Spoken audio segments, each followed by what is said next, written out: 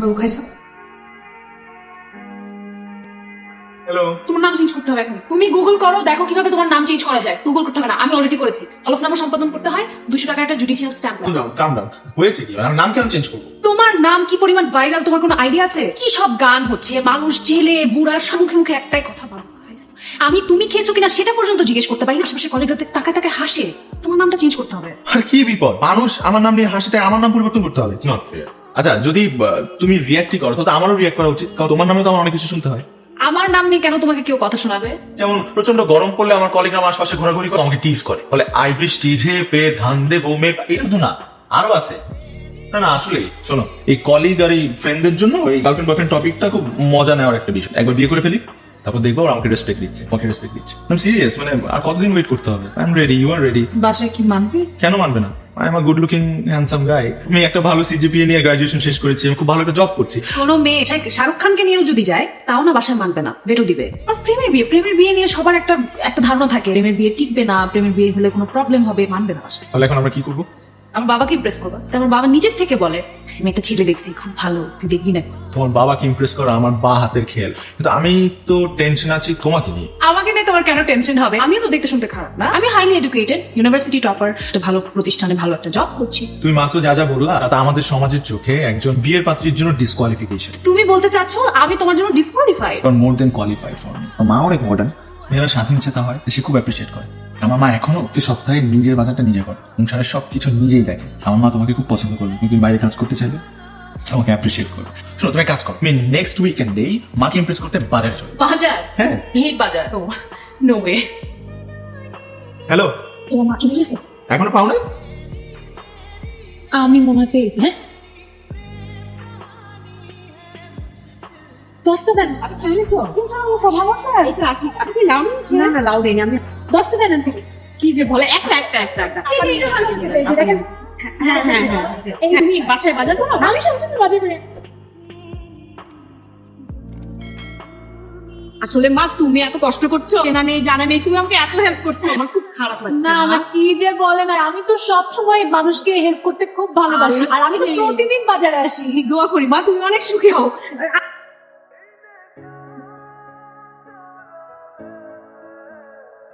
Hello, তুমি কাজ ছবি পাঠিয়েছো আমাকে? তোমার সাথে গাধা ওরা আমাকে দেখে মানিয়েছে না? কচু বানিয়েছে, এটা আমার মা না। হোয়াট? আমার মায়ের ছবি আমি তোকে বানাচ্ছি, দাঁড়াও।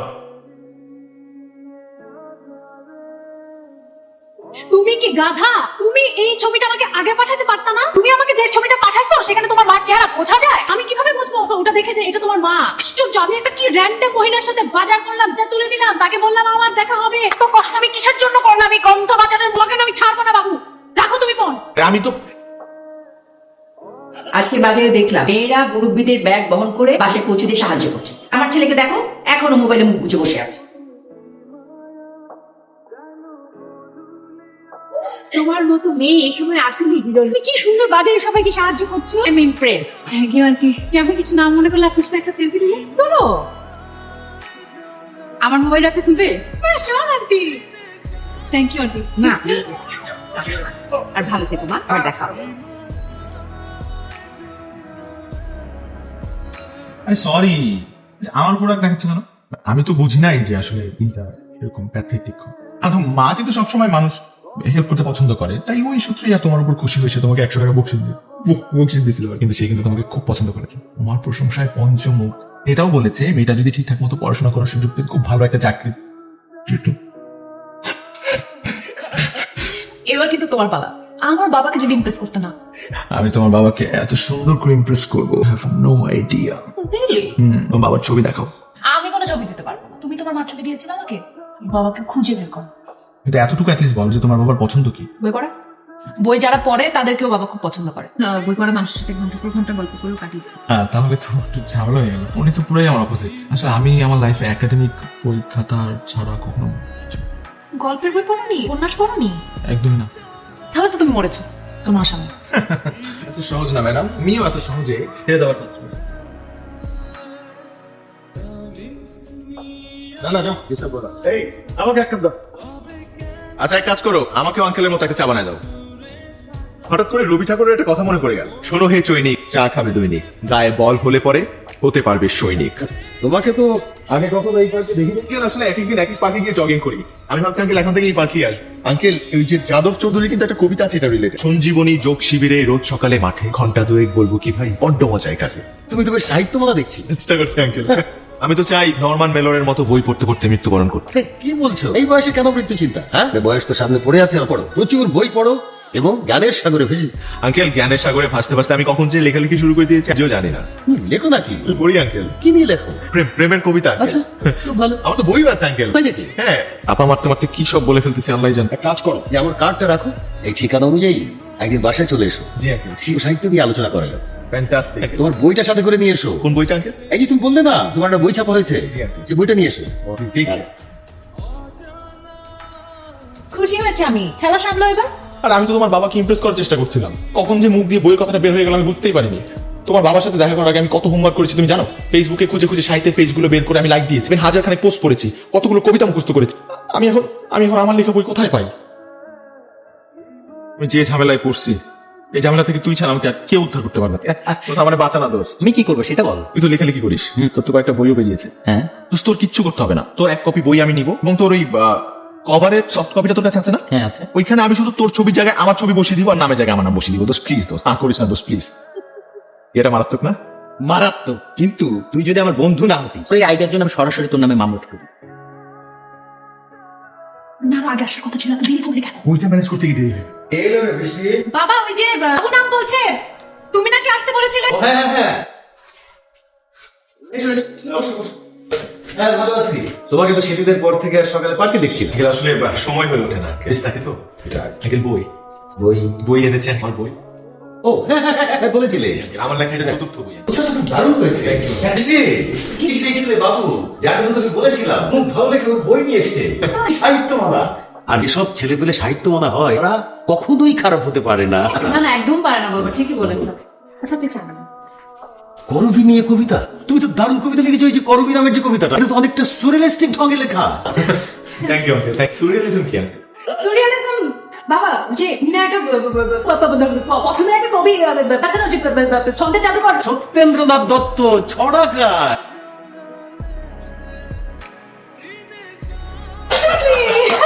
জিজ্ঞেস করছি সুরিয়ালিজমটা কি? চিপখান। সুরিয়ালিজম কেন করলে এটা তুমি? কি? কি বুঝো না তুমি? সুরিয়ালিজম বুঝো না তুমি? কথা বলতে গেলে কেন এটা? আমি বুঝি না দেখি তো জিজ্ঞেস বুঝো করলাম। না দেখে তো চুপ থাকবা তুমি। আচ্ছা বাদ দাও, এই যে এই অভিনয়টা শেষ হবে কবে? আমাদের বিয়ের দিন শেষ হবে।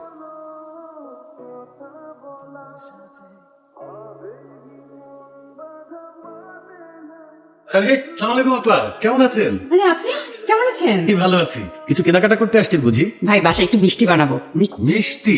কোনো অকেশন বুঝি? আজকে আমার জন্মদিন, আমার ছেলে এই দিনটাকে বিশেষ করে রাখে। কেক এনে একদম অবস্থা কাহিল। আপনার ছেলে তো খুবই লক্ষ্মী। এই তো আপনাদের দোয়া। ও হ্যাপি বার্থডে আপা। আপনার বার্থডেতে কি দেই? এই যে এই বইটা একটা নতুন ছেলে লিখেছে, খুব ভালো। আমার তো এতই ভালো লেগেছে যে পড়তে পড়তে বাজারে নিয়ে চলে এসেছি বইটা। কে লিখেছে? কি ভাই? জি, আসসালামু আলাইকুম। কি হয়েছে মা? মা মা এটা এটা এখানে এলো কি করে? তুই যে বই লিখেছিস আমাকে জানাসনি কেন? আমাকে জানানি কি আমি নিষেধ করতাম? অন্যের মুখ থেকে আমাকে শুনতে হয়েছে আমার ছেলে বই লিখেছে। ছি, লজ্জায় আমার মাথা কাটা গেছে। আমার ছেলে কোথায় যাচ্ছে, কি করে বেড়াচ্ছে, আমি তার কিছুই জানি না। আমি কি এতটাই বেখেয়ালি মা? আমি তো ভেবেছিলাম আমি আমার ছেলেকে ঠিকঠাক মতো মানুষ করেছি, কিন্তু এখন তো দেখছি আমি ভুলের স্বর্গে বাস করেছি। মা মা মা মা প্লিজ আমার কথাটা শুনো মা। কোন মা এটা সাজানো, এটা সাজানো, আমি প্রমাণ দিতে পারবো। আমার বন্ধু রনি আছে না, লিখছে, তুমি বসো আমি তোমাকে বুঝাই বলতেছি মা।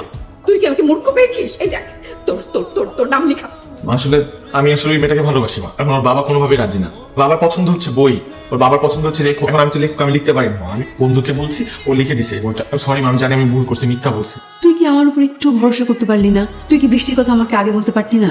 আমি তার মনে মনে ভেবে রেখেছি কোনো একদিন তুই একটা মেয়েকে আমার সামনে নিয়ে আসবি, তোর বলবি মা এই যে তোমার ছেলের বউ, তুমি তাকে গ্রহণ করো। আর সেই তুই তুমি আমাকে ছোটবেলা থেকে এত স্ট্রিক্টলি বড় করেছো যে আমার মনে হতো তোমার সামনে আমি কোনো মেয়ে নিয়ে আসবো তো দূরের কথা। তুমি যদি জানতে পারো যে আমি একটা মেয়ের সাথে সম্পর্ক করছি তা তুমি রাগ করবে। বুঝেছি, খালি হাত পায়ে বড় হয়েছি, এখনো তোর চিন্তা ভাবনা বাচ্চাদের মতো রয়ে গেছে। আমি মাকে ইমপ্রেস করতে বান্ধবীকে কেউ বাজারে পাঠায়? সরি মা, মা তুমি একটু আমাকে হেল্প করো প্লিজ। একটু বৃষ্টির বাবার সাথে একটু কথা বলবে। বৃষ্টির বাবা যদি জানতে পারে অ্যাশন্স নিয়ে খেলেছি, তাকে মিথ্যা কথা বলেছি, তাহলে কোনোদিনও বৃষ্টির সাথে আমার বিয়ে দিবে না। মা প্লিজ, মা একটু দেখো না প্লিজ। আচ্ছা আচ্ছা ঠিক আছে, এই জন্য তুই এতদিন আমাকে বললি, আমি তোর আর বৃষ্টির বিয়ের সব দায় দায়িত্ব আমি নিলাম। মা